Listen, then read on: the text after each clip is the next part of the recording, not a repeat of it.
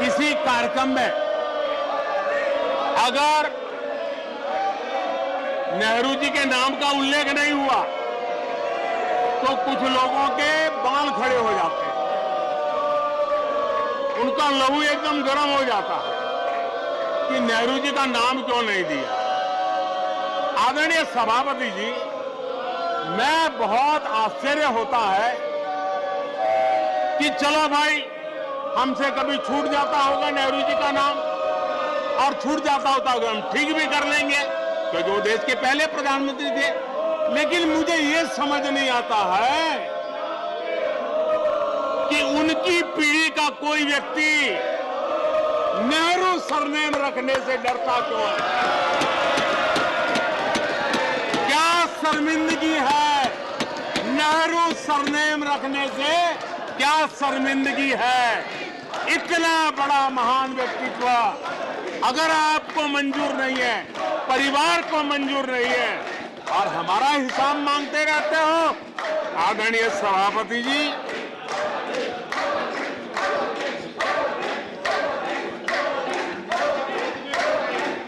कुछ लोगों को समझना होगा ये सदियों पुराना देश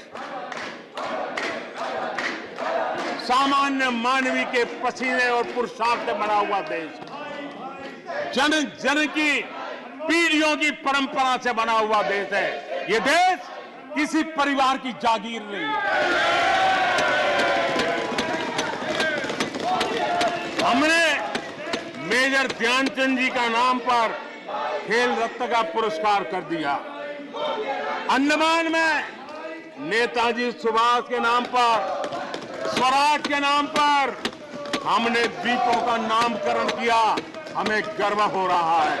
नेताजी सुभाष बोस के योगदान के लिए देश गर्व करता है, हम गर्व करते हैं।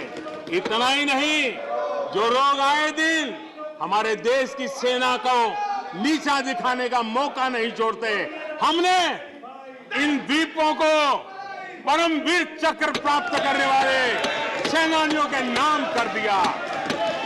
आने वाली सदियों तक कोई हिमालय की चोटी एक एवरेस्ट व्यक्ति के नाम पर एवरेस्ट बन गई। मेरे द्वीप समूह मेरे परमवीर चक्र विजेता मेरे देश के सेनानियों के नाम कर दिया। ये हमारी श्रद्धा है, ये हमारी भक्ति है, और उसको लेकर के हम चलते हैं। आदरणीय और इससे आपको तकलीफ है और तकलीफ व्यक्त भी हो रही है। हर एक की तकलीफ व्यक्त करने के रास्ते अलग होंगे। हमारा रास्ता है सकारात्मक। कभी कभी अब ये सदन है, एक प्रकार से राज्यों का महात्मा है, हम पर ऐसे भी आरोप लगाए जाते हैं कि हम राज्यों को परेशान करते हैं। आदरणीय सभापति जी, मैं लंबे अरसे तक राज्य का मुख्यमंत्री रह करके आया हूं। फेडरलिज्म का क्या महत्व होता है वो भली भांति समझता हूं, उसको जी करके आया हूं, और इसलिए हमने कोऑपरेटिव कॉम्पिटिटिव फेडरलिज्म पर बल दिया है। आओ हम पर्दा करें, हम आगे बढ़े, हम सहयोग करें, हम आगे बढ़े, उस दिशा में हम चले हैं। हमने हमारी नीतियों में नेशनल प्रोग्रेस का भी ध्यान रखा है और रीजनल एस्पिरेशन को भी एड्रेस किया है।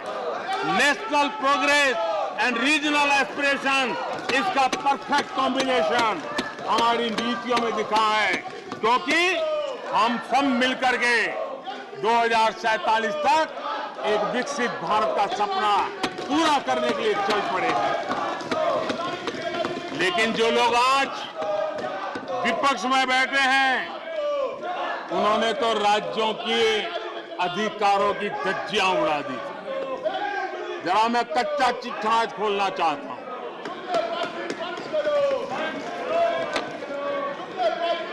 जरा इतिहास उठा करके देख लीजिए,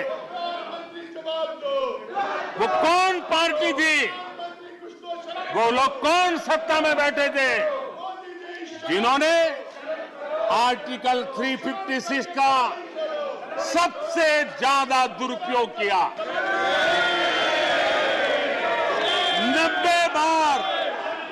90 बार चुनी हुई सरकारों को गिरा दिया। कौन है वो? कौन है जिन्होंने किया? कौन है जिन्होंने किया? कौन है जिन्होंने किया? इतना ही नहीं सभापति जी, एक प्रधानमंत्री ने आर्टिकल 356 का 50 बार उपयोग किया, आधी सेंचुरी कर दी। वो नाम है श्रीमती इंदिरा गांधी का। 50 बार सरकारों को गिरा दिया।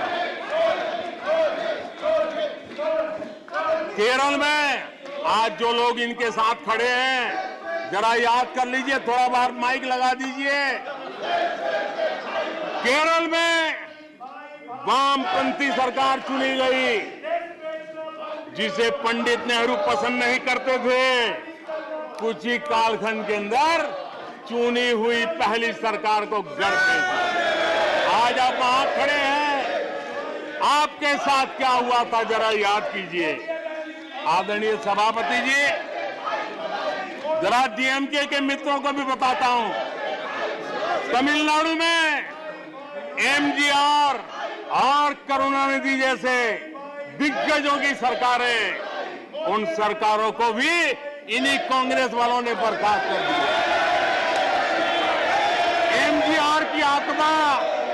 एमजीआर की आत्मा देखती होगी आप कहां खड़े हो।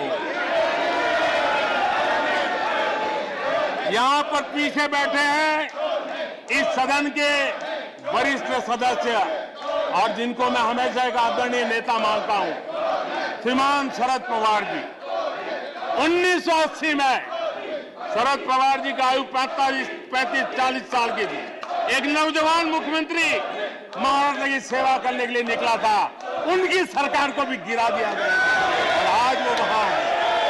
आज वो वहां है। हर क्षेत्रीय नेता को उन्होंने परेशान किया, और एनटीआर के साथ क्या किया। यहां कुछ लोग आज कपड़े बदले होंगे, नाम बदला होगा, ज्योतिषियों की सूचना के अनुसार नाम बदला होगा, लेकिन कभी वो भी उनके साथ थे। उस एनटीआर की सरकार को, और वो तबीयत के लिए अमेरिका गए थे, अपने हेल्थ के लिए गए थे। आपने एनटीआर की सरकार को गिराने का प्रयास किया। ये कांग्रेस की राजनीति का स्तर था। आदरणीय सभापति जी, अखबार निकाल के देख लीजिए, हर अखबार लिखता था कि राजभवनों को कांग्रेस के दफ्तर बना दिए गए हैं, कांग्रेस के हेडक्वार्टर बना दिए गए। 2005 में झारखंड में एनडीए के पास ज्यादा सीटें थी, लेकिन गवर्नर ने यूपीओ को शपथ के लिए बुला लिया था। 1982 में हरियाणा में भाजपा और देवीलाल के पास प्री पोल उनका एग्रीमेंट था, उसके बावजूद भी गवर्नर ने कांग्रेस की सरकार के लिए निमंत्रण कर दिया था। ये कांग्रेस के पाप, और आज देश को गुमराह करने की बातें कर रहे हैं।